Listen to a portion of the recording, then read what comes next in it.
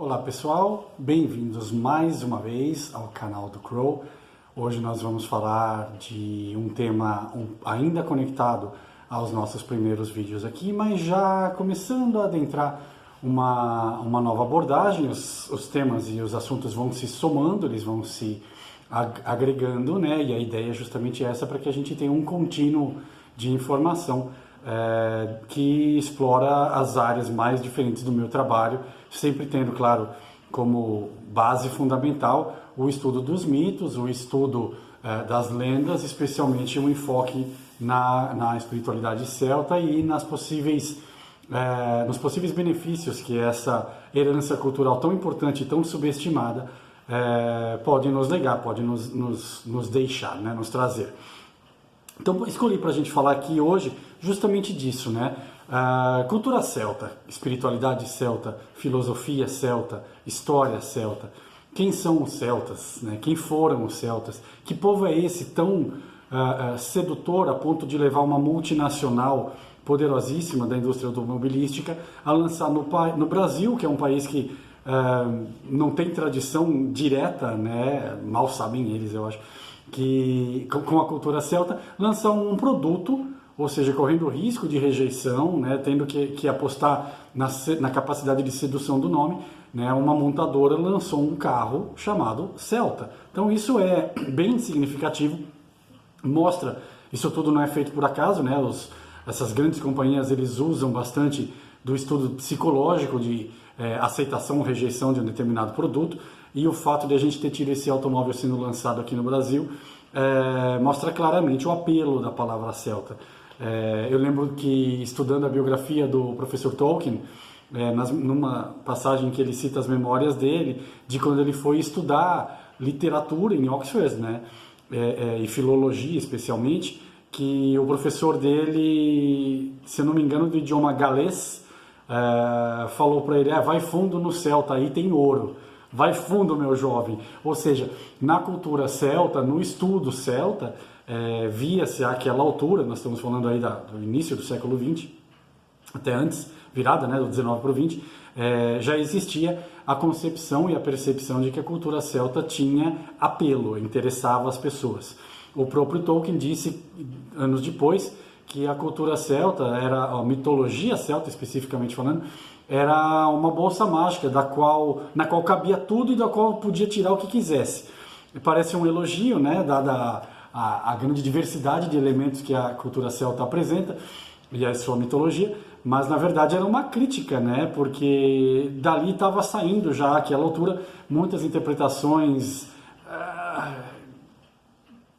estou procurando a palavra, bastante distorcidas do que fosse a sociedade celta, a cultura celta, os valores celtas, né? Lembrem-se do vídeo anterior em que eu falei justamente disso, né? Dos valores socioculturais e dos elementos históricos que podem ser apreendidos a partir de uma interpretação de um mito, de uma lenda, né? Então, o Tolkien já estava bastante arisco quanto a isso, ele já estava vendo grandes bobagens naquele período, já tinha muita bobagem mesmo sendo dita sobre os celtas. Então esse é um tema que a gente vai ter que tomar bastante cuidado aqui na abordagem, porque eu costumo dizer nos meus cursos, são dois trabalhos. O primeiro é limpar o terreno para depois poder plantar. E limpar o terreno do quê? Décadas de desinformação. A cultura celta, ela, por ser sedutora, que foi o primeiro tema que a gente falou aqui, ela costuma ser absolutamente distorcida para atender os interesses deste ou daquele autor, desta ou daquela corrente espiritual ou pseudo-espiritual, e aqui a minha crítica é bastante pesada, porque nesses estudos todos eu já vi, nesses anos todos de contato, estudo, prática, viagem, eu já vi muita bobagem, né? E a gente vai aos poucos aqui tentar clarear um pouquinho isso. Então este é um primeiro vídeo, um vídeo de introdução ao tema da mitologia celta dentro da cultura celta. E para essa introdução é muito importante deixar claro uma coisa. O termo celta hoje, no universo acadêmico, ele já é meio relegado, ele já é usado com muita cautela, mesmo por estudiosos do que hoje se chama cultura celta, porque, em primeiro lugar, ele é controverso na sua origem. Em segundo lugar, ele é controverso ainda mais na sua aplicação. Lembremos que os estudos celtas acadêmicos começam de forma mais estruturada no século XIX. Né? A escola alemã de linguística usa os textos em irlandês e em galês para fazer estudos linguísticos mesmo, e a partir deles começa aquela leitura toda que eu falei no nosso vídeo anterior. Né? Cliquem aí, deem uma olhadinha lá se ficou na dúvida, para descobrir elementos socioculturais, elementos históricos, elementos linguísticos propriamente dito, de vocabulário, né? de influência de outras culturas, os borrowings, né? Os empréstimos de outras culturas e assim por diante. E é nesse período, com essas traduções do irlandês antigo, por exemplo, para o alemão e depois para o inglês, que os próprios irlandeses começam a estudar aí dentro daquele enquadramento do Celtic Twilight, promovido pelo Yeats, pela Lady Gregory, pelo Synge, né, grandes escritores daquele momento, começa a haver um resgate da cultura celta, da espiritualidade celta, e esse período ainda carecia um pouco de rigor histórico, né, de rigor acadêmico. Então nós vamos ver teorias apresentadas naquela época, como, por exemplo, a que diz que os celtas eram uma das 12 tribos perdidas de Israel, né? Uma vontade enorme de glamourizar, sim, né? De dar importância para os celtas daquele período, né? O estudo daquele período, atribuindo aos celtas uma característica espiritual bastante forte, se a gente lembrar que isso é dito por estudiosos que estavam imbuídos numa ética judaico-cristã, né? Então, você atribuir aos celtas a eles serem uma das 12 tribos perdidas de Israel e que os druidas eram aprendizes de Abraham, né? Carece totalmente de estruturação histórica, né? Não dá para comprovar isso, mas era uma tese que era aceita naquele período. Ainda não tínhamos, por exemplo, datação carbônica, ainda não tínhamos diversas técnicas de estudo linguístico para você ver, por exemplo, o desenvolvimento da língua como um determinado vocábulo, uma determinada palavra. Por exemplo, ela evolui ao longo das décadas. Só para vocês terem ideia do que a gente está falando aqui. Se eu tenho um texto em que tem você, eu já sei ao período, tenho como determinar um período. E se eu tiver um texto em que tem a vossa mercê, já é um outro período. Só para vocês entenderem numa coisa que é a nossa língua, né, no universo que é o da nossa língua, como esses estudos podem possibilitar uma evolução, um estudo da evolução da língua a partir de uma determinada lenda, de um determinado relato mitológico. Então, o termo celta, como eu falei, ele é controverso na sua origem e mais controverso ainda na sua aplicação, especialmente nesse período final do XIX, começo do século XX, que é onde surgem as grandes teorias sobre a espiritualidade e a mitologia celta, que vão dessas bizarrices deles serem uma das 12 tribos perdidas de Israel, da Grã-Bretanha ser a terra prometida de Canaã, né? Embasamento nenhum, era o achismo do autor, e ele estava ali no direito dele, publicava o livro, se lessem, gostavam. Não é assim hoje? Não tem gente que fala que os celtas cultuavam a grande deusa? É uma liberdade que as pessoas têm de aceitar ou não o que é comprovável ou não em termos históricos, né?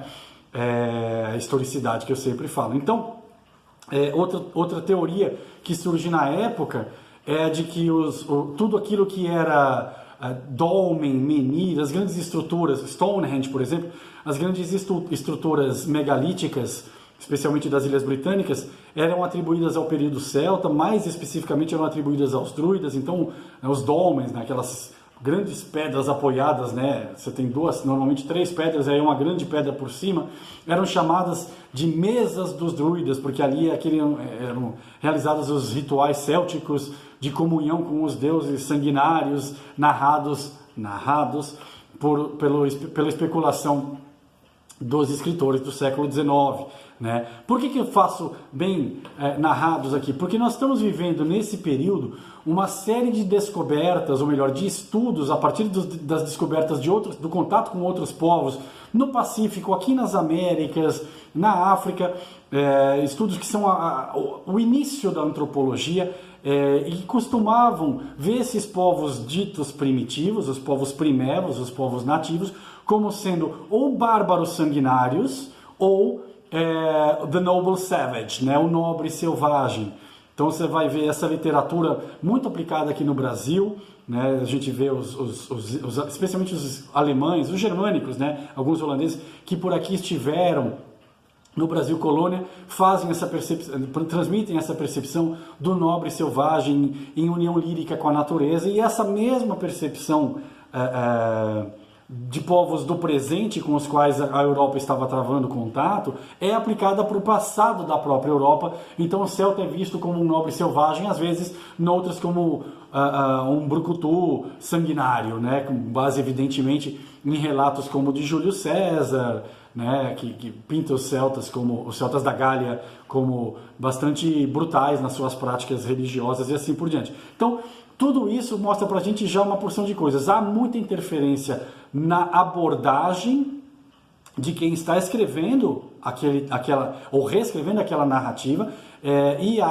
essa abordagem varia justamente porque há muitas lacunas ao longo do tempo, e o tempo é outro fator fundamental. Se eu vou falar de cultura celta, a qual cultura celta eu estou falando? Ao período Hallstatt, do início da cultura celta, né, dita como celta, catalogada como celta por esses estudiosos do século XIX, que corresponde ali ao surgimento de uma cultura diferenciada que vem dos povos das urnas campaniformes, né, Bell-Beaker, com a cultura que vem do leste europeu, no que hoje é ali a região da Suíça e da Áustria, especialmente, né, do nome Hallstatt, é de um vilarejo da Áustria onde foi encontrado isso tudo. Ou eu vou falar da segunda fase, que é a cultura laterna, que se desenvolve até chegar nas Ilhas Britânicas. Nós estamos falando aqui de Idade do Bronze. Ou vai ser a da cultura da Idade do Ferro, já, né, que se desenvolve especificamente ali nas Ilhas Britânicas e na Península Ibérica. Então são muitas vertentes diferentes. Ou é a cultura celta medieval, que nos deixa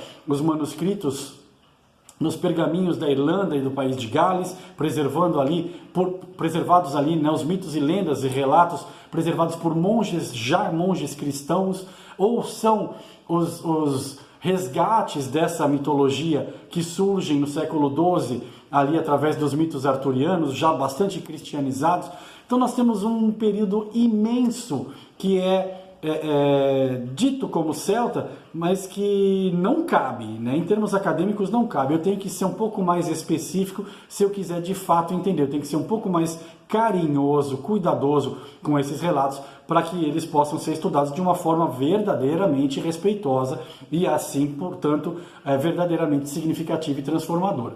Se eu não usar essa abordagem, eu vou fazer o que a maioria, infelizmente, dos autores fazem, que é não apresentar uma linha do tempo e aí pôr tudo no mesmo invólucro, né? Tudo no mesmo recipiente, e aquilo vira um balaio de gato. Por isso que o Tolkien falou que a mitologia celta é uma bolsa mágica onde entra tudo e de onde sai o que você bem entender. Há que se ter muito cuidado, há que se ter bastante critério, há que se ter muito, eu falo, carinho. Cuidado não é cautela, cuidado de carinho. Tem que cuidar desse manancial enorme de sabedoria e de história, de vivência, de autoconhecimento, que é a espiritualidade celta, que é a mitologia celta, que é o estudo da cultura celta. Estou voltando a usar o termo abrangente porque essa abordagem aqui, ela é de fato abrangente. Só que nós vamos, nos próximos vídeos, começar a especificar um pouco mais, tá? Então, quando eu falo de cultura celta, a qual eu estou me referindo? E aí eu vou aqui exemplificar um pouquinho melhor, tá bom, pessoal? Então, pensem um bocado nisso. De novo, eu faço esse convite. Assistam mais de uma vez os vídeos para que a gente possa, num primeiro contato, receber a informação, ver o que eu estou aqui no blá blá blá, falando aqui espontaneamente, trazendo coisas que são sopradinhas na minha orelha aqui ao longo da nossa conversa. E assistam de novo, aí sim, já com um pouco mais de critério, papel e lápis na mão, anotem, mandem as suas perguntas, cliquem no like, assinem o canal, cliquem no sininho, para que essa conversa possa se desenvolver de uma forma produtiva mesmo, não para mim, porque aqui a produtividade minha é o prazer da partilha, né? Mas mais do que tudo, para que vocês tenham a chance de explorar esse manancial, como eu falo sempre, de autoconhecimento, de desenvolvimento cultural, que traz respostas para muitas perguntas não abordadas, não respondidas pelo mundo moderno, porque o mundo moderno tem essas duas colunas, judaico-cristã e greco-romana, e nós estamos falando aqui de uma outra matriz cultural, espiritual, moral, ética, que pode sim ajudar a gente a entender melhor a nós mesmos, né, e a essa nossa sociedade. Ao longo dos próximos vídeos nós vamos explorar bastante isso aqui, tá bom, pessoal? Mais uma vez, muitíssimo obrigado pela paciência de vocês, pelo interesse todo. Mandem as mensagens de vocês para mim, são sempre muito bem-vindas. Ao longo dos próximos dias eu vou respondendo essas perguntas todas. Algumas são de cunho pessoal, outras eu consigo postar aqui, responder ali nos comentários mesmo. E assim a gente vai batendo o nosso papo, que é a proposta desde o primeiro vídeo lá atrás, tá bom, pessoal? Mais uma vez, brigadíssimo e até o próximo vídeo. Saudações do Corvo, até lá!